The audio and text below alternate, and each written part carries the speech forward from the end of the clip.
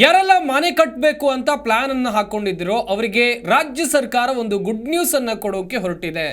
ಏನಪ್ಪಾ ಆ good news? ಇವತ್ತು ನಡೆದಂತ ಮೀಟಿಂಗ್ ನಲ್ಲಿ ಮಹತ್ವದ ನಿರ್ಧಾರವನ್ನ ಸರ್ಕಾರ ಕೈಗೊಂಡಿದೆ. ಪ್ರಮುಖವಾಗಿ ನೋಡ್ತಾ ಹೋಗೋದಾದ್ರೆ ಸರ್ವರಿಗೂ ಸೂರು ಯೋಜನೆಯಡಿ ಸಿಎಂ ಒಪ್ಪಿಗೆಯನ್ನು ಸೂಚಿಸಿದ್ದಾರೆ. ಫಲಾನುಭವಿಗಳ ವಂತಿಕೆಗೆ ಸರ್ಕಾರವೇ ಅದನ್ನ ಭರಿಸೋಕೆ ಅಸ್ತು ಎಂದಿದೆ.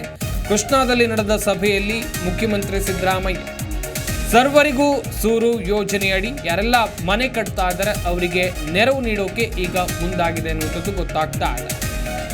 ನೋಡ್ತಾ ಹೋಗೋದಾದ್ರೆ 1,29,000 ಮನೆ ಪೂರ್ಣಗೊಳಿಸೋಕೆ ಆರ್ಥಿಕ ನೆರವನ್ನ ನೀಡೋದಕ್ಕೆ ಸರ್ಕಾರ ಒಪ್ಪಿಕೊಂಡಿದೆ. ತುಂಬಾ ಜನ ಅನ್ಕೊಳ್ತಾರೆ ಸರ್ಕಾರದಿಂದ ಮನೆ ಕಟ್ಟೋಕೆ ಏನಾದರೂ ಸಹಾಯ ಸಿಗಬಹುದಾ ಅಂತೇಳಿ. ಒಂದು ನಿಟ್ಟಿನಲ್ಲಿ ನೋಡ್ತಾ ಹೋಗೋದಾದ್ರೆ ಈಗ ಹಾಕೊಂಡಿರುವಂಥ ಯೋಜನೆಯ ಪ್ರಕಾರ 1,29,000 ಮನೆ ಪೂರ್ಣಗೊಳಿಸೋಕೆ ಆರ್ಥಿಕ ನೆರವನ್ನ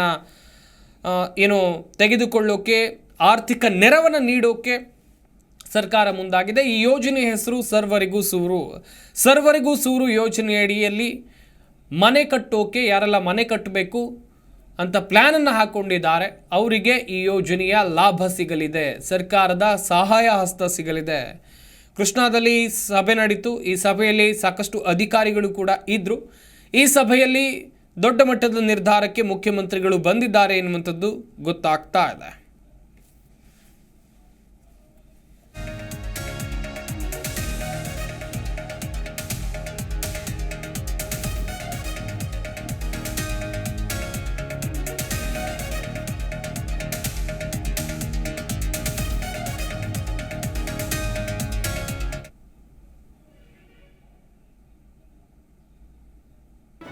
ಜಿ ಕನ್ನಡ ನ್ಯೂಸ್ ಈಗ ನಿಮ್ಮ ಮನೆಯಲ್ಲೇ ನೋಡಿ.